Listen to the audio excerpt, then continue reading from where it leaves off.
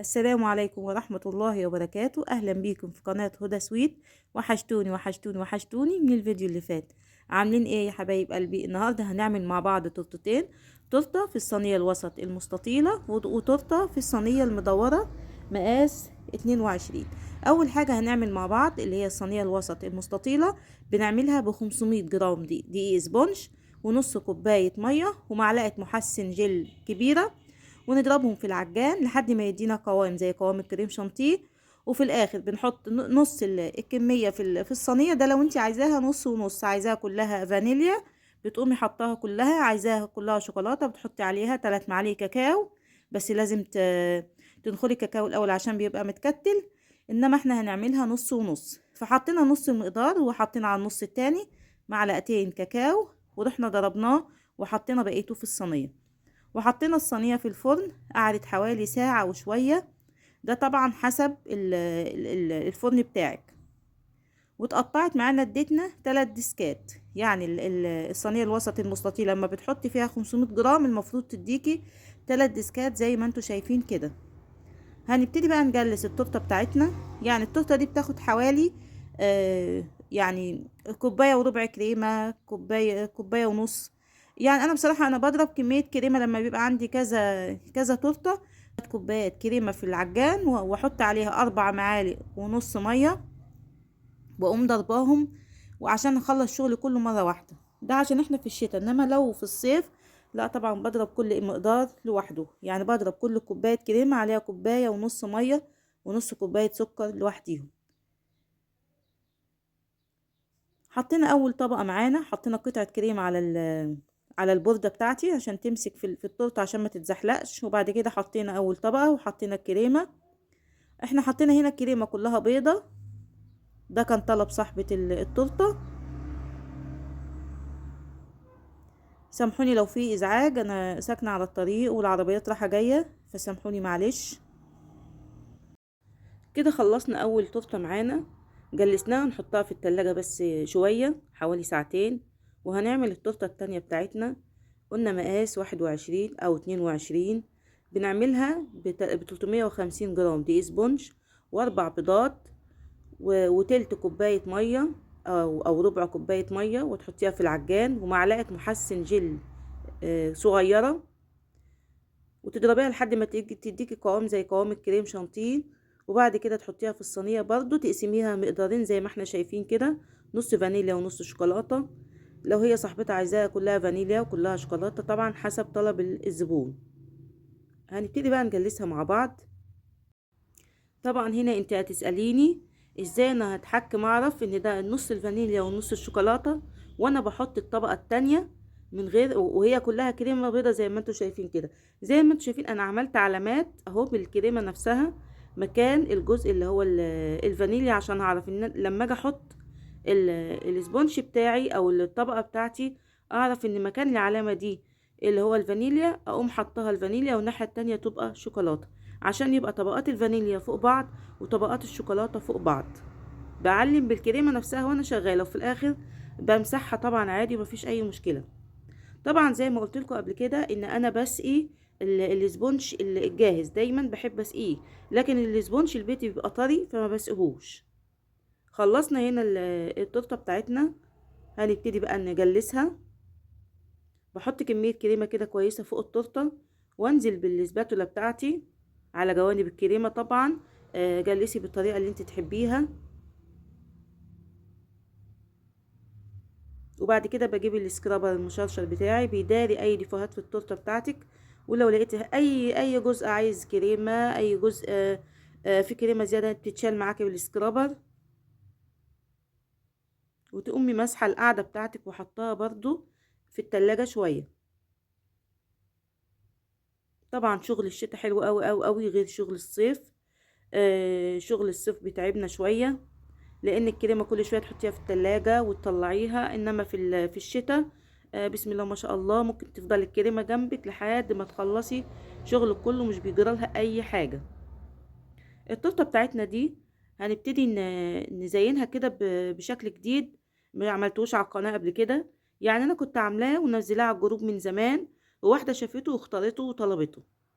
انا بعمل اللي الزبون بيطلبه، انما هي لو ما طلبتش انا بفتكس طبعا وبعمل اللي بيجي في دماغي.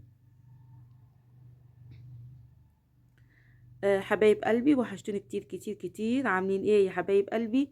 بالله عليكي بالله عليكي لو في اي فرد وراكي سيب الدنيا كلها ووقف الفيديو، بس ما تنسيش تحطي لي لايك وقومي صلي الفرد اللي عليك، وبعد كده تعالي اتفرجي على الفيديو بتاعي، ولو مش مشتركة في القناة اشتركي وفعلي زر الجرس عشان خاطر يوصلك اي فيديو جديد انزله.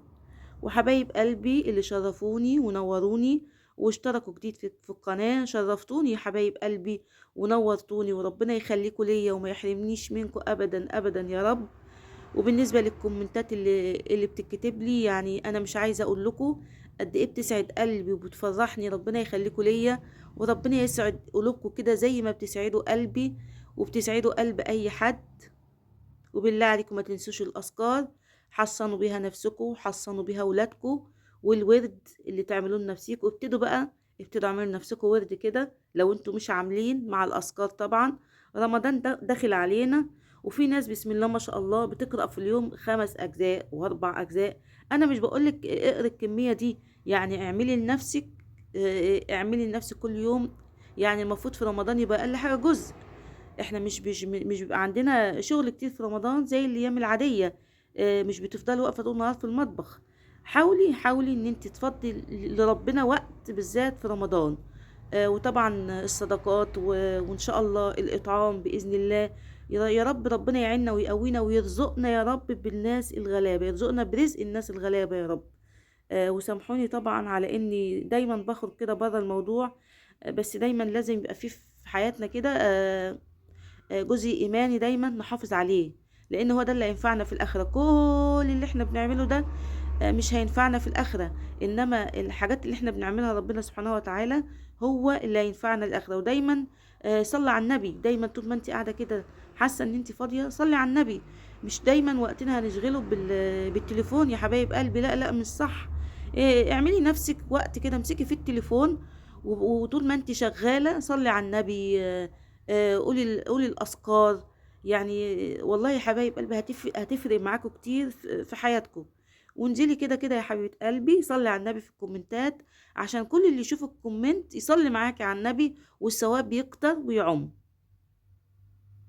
زي ما احنا شايفين كده التورته بتاعتنا قسمناها على كام كده، على 3 و3 و9 أجزاء. الجزء اللي في النص خالص ده هنعمله جناش عشان هنكتب برضو عليه، بس انا مش هكتب عليه نفسه، انا هكتب على الشوكولاتة زي ما بعمل واحطها على الجزء ده. هنحزم التورته بتاعتنا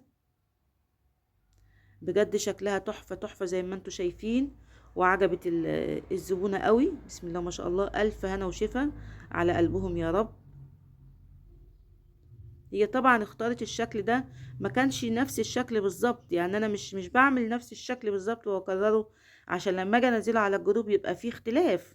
يعني بغير حاجات في الشكل عشان ايه الناس تحس ان الناس تنسى اصلا الشكل اللي مشي وتفتكر ان ده شكل جديد.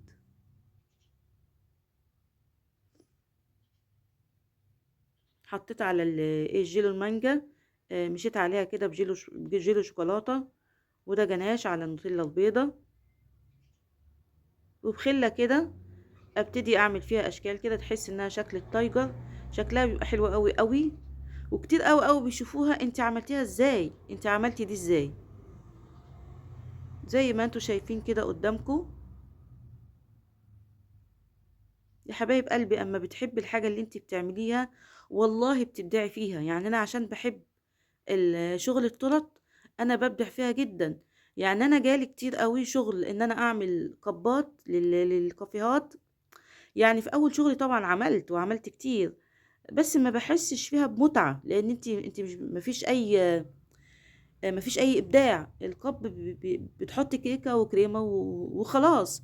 انما شغل التورت انا بحبه قوي قوي عشان خاطر انت بتبدعي فيه. فطبعا الحاجة اللي انت بتحبيها وبتشتغليها بتبدعي فيها، لكن حاجة لو مش بتحبيها انت بتعملي وخلاص وعايزة تخلصي. لكن والله والله انا بحب اشتغل في التورت قوي، وببقى سعيدة سعيدة سعيدة اما التورتة قدام مني تخلص وتعجب الزبون، وبستنى التورتة التانية اللي تجيني عشان خاطر افتكس شكل جديد، واعمل برضو شغل جديد في التورتة، وببقى مبسوطة قوي وسعيدة وانا ببدع وبفتكس شكل جديد لأي تورتة. طبعا التورتة دي انا كنت عملتها معاكم قبل كده، بس الشكل ده بيطلب مني كتير قوي قوي قوي، وكتير بعمله وما بنزلوش لان انا بخاف الناس تزهق. بس فعلا جربي اعملي الشكل ده كده ونزليه على الجروب بتاعك لانه بيطلب كتير.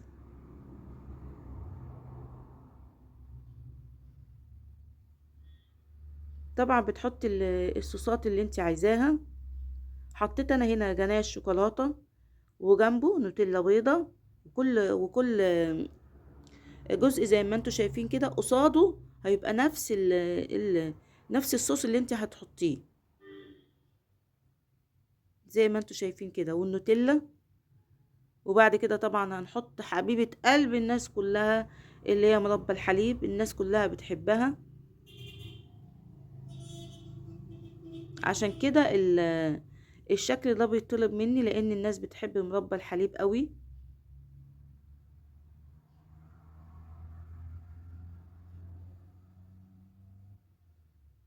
بتتعمل بحطها في الكيس اللي هو السبوع، طبعا بعد ما اعملها كده بالمعلقه كويس، او تعملي الكيس في ايدك كده، تعمليه في ايدك كده كويس عشان خاطر تطرى معاكي. وفي التبات اللي هي بتبقى في مكنه البيتيفور، التبات الصغيره دي هي اللي بستعملها مثلا في مربى الحليب. وفي تب الكتابه عشان برضو في حد سألني، برضو بيبقى موجود في مكنه البيتيفور. التبات الصغيرة دي بتبقى حلوة قوي اما تيجي تعملي روزيتات على التورتة من فوق، بتبقى شكلها شيك كده وحلوة احسن من التبات الكبيرة. طبعا كلنا في بيوتنا عندنا اللي هو مكنة البيتي فور. صاحبة التورتة طلبت مني ان انا اكتب زي ما انتوا شايفين كده على الجزء الابيض الكلام اللي انتوا شايفينه ده. وحطيت هنا في النص واحدة شوكولاتة رولانا حلوة قوي قوي يا حبايب قلبي، انصحكم تجيبوها. هو الكيس تقريبا ب7 جنيه ونص، فيه 3. يعني انا بحط واحدة واكل واحدة واكل ابني واحدة، هي بصراحة تحفة. هاتيها كده وجربيها. وطبعا انت بتحطي فوق اللي انت عايزاه واللي عندك، ما توقفيش نفسك على حاجة. هنبتدي نعمل نحزم التورته بتاعتنا، وكده تبقى التورته دي خلصت.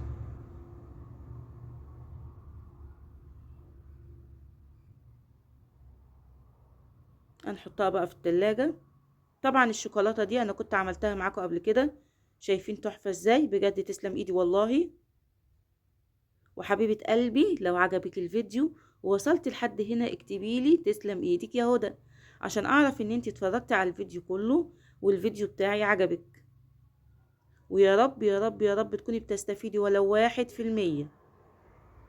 وزي ما انتوا شايفين كده ده ورق ترانسفير بنجيبه من عند بتاع مستلزمات الحلواني. عملت فيه شوكولاتة بيضة، شكل القلوب ده حلو قوي، والشكل التاني اللي هو اللي انتوا شايفينه ده بيدي شكل للتورته، بيخلي شكلها حلو. وهنبتدي بقى نحط كده اللي هو الكريسبي البني، وهجيب برضو كاندي توت احطه بيبقى حلو قوي على اللي هو جناش الشوكولاته. طبعا اللي انت عايزاه حطيه، التزيين ده بتاعك انت وانت بتبدعي، لان كل واحد ليه فكره وليه طبعه في التزيين. انا غيرك انت غيري، فما تقلديش حد. وكده زي ما احنا شايفين خلصنا الاوردرين بتوعنا النهارده. بسم الله ما شاء الله. والفيديو بتاعنا خلص، ومع الف سلامة حبايب قلبي.